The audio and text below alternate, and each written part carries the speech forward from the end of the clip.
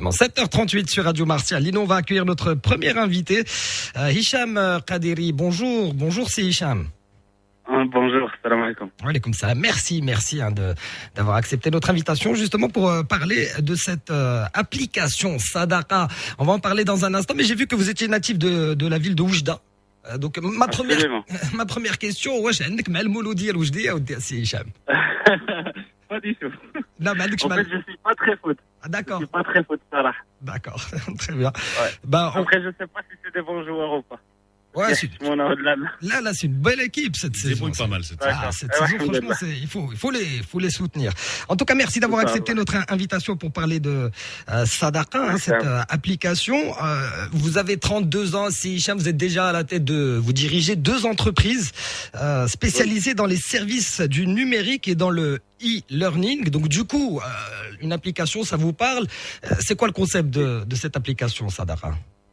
Alors, Sadaqa, en fait, c'est une application mobile qui permet la mise en relation entre les donateurs et les demandeurs. Donc, on va dire le concept existe plus ou moins. La particularité de cette application, c'est la mobilité. Ça veut dire que une fois l'application installée sur un smartphone, en fait, on peut savoir tous les dons et toutes les demandes qui se trouvent autour de nous. Donc, étant basé sur un système de géolocalisation, donc à base de smartphone. Donc, une fois installé, on autorise l'application à accéder à notre géolocalisation. Donc, ça nous permet de prendre connaissance en fait de tous les dons et toutes les demandes qui se trouvent autour de nous. Par exemple, c'est la grande différence, c'est la grande différence avec justement le concept Mac.ma par exemple, qui est sur... Oui, par exemple. C'est la géolocalisation. Voilà, absolument. Il y a surtout le côté mobilité parce que Mac.ma qui est un site que je trouve très bien fait. Mais le problème, c'est que voilà, il faut être équipé d'un smartphone, d'un PC, il faut être devant son PC. Et on a un map, après il faut chercher manuellement. Là, la différence, c'est qu'à un instant T, je peux avoir, par exemple, besoin d'un objet en particulier, j'ai besoin d'argent, j'ai besoin de manger, j'ai faim et j'ai pas d'argent, je rentre sur l'application et je me rends dans l'onglet, le volet dédié à la nourriture, par exemple, l'alimentation. Et donc là, je peux savoir tous les donateurs qui offrent de la bouffe, par exemple, dans un rayon défini. Donc par défaut, en fait, normalement, la cible, ce sera 10 kilomètres. Mais après, je peux changer cette distance. Je peux, par exemple, dire, moi, je peux marcher jusqu'à 5 minutes. Je vais paramétrer l'application pour savoir tous les dons de type nourriture qui se trouvent dans un rayon de 5 km. C'est l'entraide essentiellement entre quartiers. Il n'y a pas que la nourriture. Exactement. Nous, on a essayé, dans un premier temps, on a fait un aujourd'hui. Elle comprend 4 catégories, donc 4 types de dons. Donc, on a les objets. Donc, ça comprend tout. En fait, ça peut être une table, un PC, une chaise, un tableau, etc., etc. Donc, il y a la nourriture, le savoir et l'argent. Et là, actuellement, je travaille avec mon équipe pour avoir des espaces dédiés en fait aux donateurs de sang. On est aussi en train de travailler sur un espace dédié aux personnes handicapées parce qu'ils ont des besoins, on va dire, spécifiques. Et un espace dédié aussi aux associations qui vont peut-être donc travailler avec un ensemble de donateurs. Je donne l'exemple, par exemple, je donne par exemple 20 objets, je mets sur l'application. Donc demain, je peux être contacté par 20 personnes différentes. L'avantage des associations, c'est que ils peuvent faire le tour en fait des donateurs et aller chercher tous ces dons-là et eux derrière, donc comme c'est leur rôle en tant qu'association, redistribuer ces dons-là aux personnes nécessiteuses. Vous vous adressez aussi aux personnes âgées concrètement, pour parler simplement à Hicham, si une personne âgée a besoin d'aide, ne serait-ce que pour un déplacement, il peut justement à travers cette application Sadaqa.ma faire appel à quelqu'un dans le quartier pour l'aider tout simplement. Oui, absolument. Ça aussi, on a une rubrique dédiée. Maintenant, nous, on compte beaucoup sur, on va dire, un rôle qui est important, c'est le rôle d'intermédiaire. Et de là, en fait, on le constate là sur l'application. On a plein de gens qui posent des demandes pour des personnes âgées ou pour des personnes qui ne disposent pas de smartphone, parce que c'est pas donné aujourd'hui d'acheter un smartphone. Donc, on a plein de gens qui posent des demandes pour des personnes âgées ou des personnes qui n'ont pas de smartphone. Et donc, il suffit de publier l'annonce, donc la demande, et de communiquer les coordonnées de la personne dans le besoin. Et après, comme ça, les donateurs, donc ils peuvent rentrer en contact direct avec cette personne. Combien de personnes ont travaillé sur cette application et ça a pris combien de temps? Donc il y avait une dizaine de personnes, il y avait des développeurs aujourd'hui dans le développement, donc Front et Pack, donc il y avait 4-5 développeurs, des graphic designers, un chef de projet, moi en tant que directeur de projet, et une personne qui s'occupe du community management, donc de toute la partie, comme une dizaine de personnes à peu près.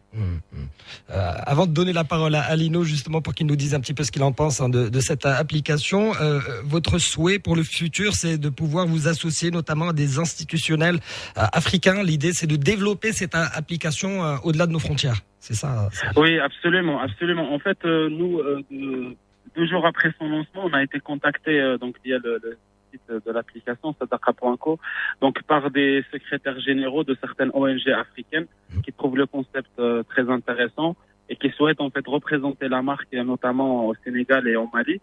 Et donc nous, en fait, ça faisait partie de, on va dire, de la to-do list à faire, on va dire, quelques mois après le lancement, mais ça nous a, on va dire, poussé à accélérer, on va dire, la mise en le partenariat, on va dire, avec ces organismes-là. Et là, on est en train d'établir des partenariats avec pas mal d'ONG. Le but, voilà, c'est de représenter Sadaqa dans ces pays voisins, parce que même eux, ils estiment que ça peut cartonner chez eux, parce que aujourd'hui, c'est un outil gratuit qui va permettre donc aux gens de s'entraider. Donc, je pense que l'idée peut intéresser n'importe quel peuple ou n'importe quel pays. Donc, l'idée, c'est d'aller vite, vraiment, de se déployer en Afrique, surtout que le concept, il est unique aujourd'hui. Et donc, voilà, il y a pas mal d'organismes qui souhaitent, eux, déjà, qui nous ont proposé de porter le projet chez eux. Ouais. Et donc, nous, on est en train de traduire l'application en langue arabe et en anglais, parce que toute l'Afrique n'est pas francophone, donc notamment l'Égypte ou le Liban, etc., etc. Donc on est en train de traduire l'application en arabe et en anglais, et on souhaite, Inch'Allah, dans un mois être présent partout en Afrique. Parce que là, en fait, même là, après l'apparition sur 2M, et il y a pas mal, il y a une vingtaine de presses qui ont communiqué sur le sujet. On a eu plein d'utilisateurs du Sénégal, du Mali, du Gabon. Il y a des gens de partout qui se connectent, en fait, qui commencent à consommer l'application. Et ça nous fait vraiment plaisir, et ça nous motive, en fait, à aller vite et à aller chez alors, après votre passage notamment à la télé, il y a eu des critiques aussi. Vous répondez quoi à certains de vos confrères qui clairement vous taxent d'encourager la mendicité? En fait, ce qui s'est passé, c'est que il y a Média 24, donc ils ont eu la gentillesse de faire un article sur l'application. Et donc moi, par curiosité, et puis j'essaie de suivre de près, en fait, ces communications-là. Et je suis tombé sur quelques commentaires, en fait, sur la page Facebook de Média 24. En fait, des gens qui disaient, on en a déjà marre des mendiants au feu rouge, tout ça. Est-ce que vous souhaitez digitaliser la mendicité, tout ça, et donc voilà, mais c'était pas méchant, mais bon, moi ça m'a touché un petit peu, parce qu'on essaye d'améliorer, en fait, certaines choses dans notre pays, de permettre de mettre à disposition nos frères et sœurs marocains des outils, en fait, qui leur permettent de s'entraider, parce que alhamdoulilah, on a déjà au Maroc, les gens s'entraident pas mal. Ouais. Mais l'idée, c'était de rapprocher un donateur avec un demandeur, parce que moi, ça m'est arrivé déjà l'idée de l'application, en fait, il y a encore 2 ans. Je voulais en fait jeter réellement à la base un lit et deux, trois petites choses à la maison, parce que je changeais d'appartement. Et en fait, j'allais les jeter carrément. Donc, 15 minutes plus tard, je m'assois dans un café à côté de chez moi, et j'entends 2 personnes parler, en fait, d'un lit et une table. En fait, c'était un monsieur, peut-être qu'il n'avait pas les moyens, mais il avait besoin d'un lit, d'une chaise, etc. Et en fait, moi, c'est exactement ce que j'allais jeter. Je me suis dit, c'est vraiment bête, parce que ce monsieur, il est à 200 mètres de chez moi.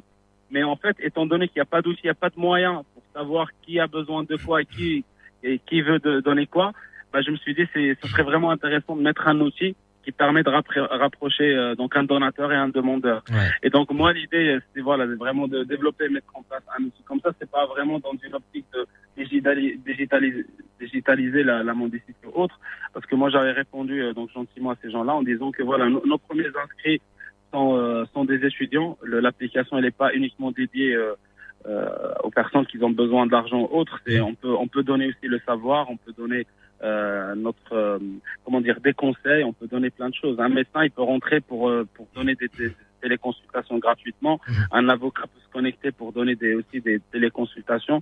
Là, on peut donner plein de choses. Ouais, effectivement. Donc l'objectif est purement philanthropique. Encore une fois, il faut le répéter. Lino, qu'est-ce que t'en penses justement de notre ami Hichem Kadiri et de cette application Sadaqa? Oui, Hichem Kadiri, bonjour. Alors moi, ce que je voulais dire, moi, je suis pas contre le progrès, c'est sûr. C'est bien, vous avez une idée géniale, c'est le fruit de la créativité de ce Maroc jadid, c'est-à-dire c'est vous les jeunes qui êtes l'avenir de ce pays. Moi, ce que je voulais simplement vous demander, comment vous vérifiez la sincérité et la véracité de certaines demandes? C'est ça aussi. Alors, Parce que tant que vous êtes en rapport avec des institutions, ouais. D'accord? Parce que maintenant, bon, c'est vrai que on est sollicité de plusieurs fois ou sur tous les tableaux, hein, on peut faire des dons, on peut verser sur des sites, etc., etc. Mais on sait que l'argent va à telle association, telle fondation, tel truc, etc. Et là justement, comment vous contrôlez vous ensuite les demandes? Alors c'est une bonne question. Nous en fait, je tiens juste à rappeler une chose. Sadaqa n'est pas du tout une association, un organisme en fait qui récupère ou qui récolte et qui redistribue derrière. Donc nous, normalement, en tant qu'outil, on est vraiment juste un outil intermédiaire entre une personne qui veut donner quelque chose et une personne qui veut recevoir quelque chose. Donc nous, si vous voulez, en fait, dans un premier temps, le niveau de contrôle nous qu'on met en place, c'est vraiment s'assurer que les demandes respectent les normes définies au niveau de l'application. C'est-à-dire que quelqu'un ne peut pas dire j'ai besoin d'un flingue pour tuer quelqu'un, on va jamais approuver une demande comme ça. Au contraire, peut-être on va le signaler aux autorités parce que c'est pas normal.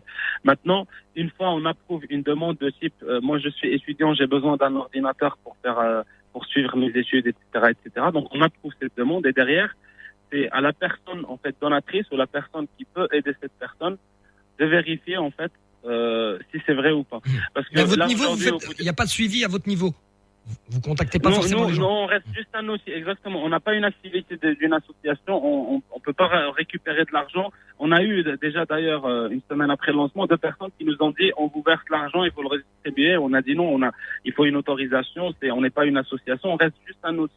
Si vous voulez donner, là aujourd'hui, par exemple, au bout d'une semaine, il y a, je pense, quelques centaines de demandes sur l'application. Il y a des gens qui demandent vraiment des petites choses de type j'ai besoin de cahiers, j'ai besoin d'un dictionnaire pour apprendre le français. Ouais. Et dans ce cas-là, en fait, effectivement, je suis d'accord avec vous parce que c'est la question que tout le monde se pose. On peut pas malheureusement tout contrôler, mais par contre, c'est à la personne donatrice de vérifier. Par exemple, si demain je donne par exemple une table et que le mec débarque chez moi avec une Mercedes. Sans citer de marque, s'il vous plaît, c'est j'aime. Mais allez-y, je vous en prie. Il ne faut pas citer de marque. Pardon, mais. Ah, pardon, excusez-moi. Donc voilà. Bon, s'il débarque avec une 240D de 1980, voilà. Ça dépend le modèle, hein. Exactement. Mais voilà, si demain, moi, par exemple, là, moi, personnellement, j'étais parmi les premiers donateurs sur l'application. J'avais mis, je donne un billet de 500 dirhams. Donc, j'ai été contacté par plusieurs personnes. Mais voilà, premier arrivé, premier servi. Ouais. La personne qui s'est présentée, donc j'ai pris le temps de parler avec elle. Qu'est-ce que vous faites dans la vie? Vous vivez avec vos parents, etc., etc. Donc, ça se voyait que la personne était dans le besoin. Maintenant, nous, on va dire dans l'islam, c'est qui m'a qu'un gourou l'amalu bin niyat. Donc, nous, on estime que voilà, cet argent, on veut le donner. Donc, on fait du commerce avec Dieu. Je le donne. Maintenant, la personne, elle a l'air pauvre. Elle a l'air d'une personne nécessiteuse. Maintenant, s'il était venu bien habillé, machin, parfum, etc., je m'aurais posé des questions et j'aurais refusé d'aller jusqu'au bout. Mais voilà, malheureusement, pour répondre à votre question, on peut pas se contrôler. Malheureusement, il y aura le mal. Il est toujours avec nous, il vit avec nous. Il y aura toujours des personnes de mauvaise foi. Mais bon, après, ça nous empêche pas d'avancer. Même si en fait, on n'aura que 20 ou 30% des utilisateurs honnêtes qui sont vraiment dans le besoin. Moi, j'estime que voilà, on va couvrir 20 ou 30% de population et on va pouvoir essayer de répondre à leurs besoins. Et c'est déjà pas mal. Maintenant, peut-être il y aura d'autres concepts, d'autres choses qui vont permettre de couvrir peut-être l'autre scope, mais voilà. En tout cas, moi, j'essaie de rester positif. Il faut en tout cas bravo pour voilà. Cette idée. Merci beaucoup. Merci beaucoup. C'est Hicham Kadiri. Je rappelle que vous êtes jeune entrepreneur marocain à l'origine de la première application mobile de dons entre particuliers au Maroc, Sadaqa. Merci d'être passé nous voir. C'est Hicham. Il est 7h32 sur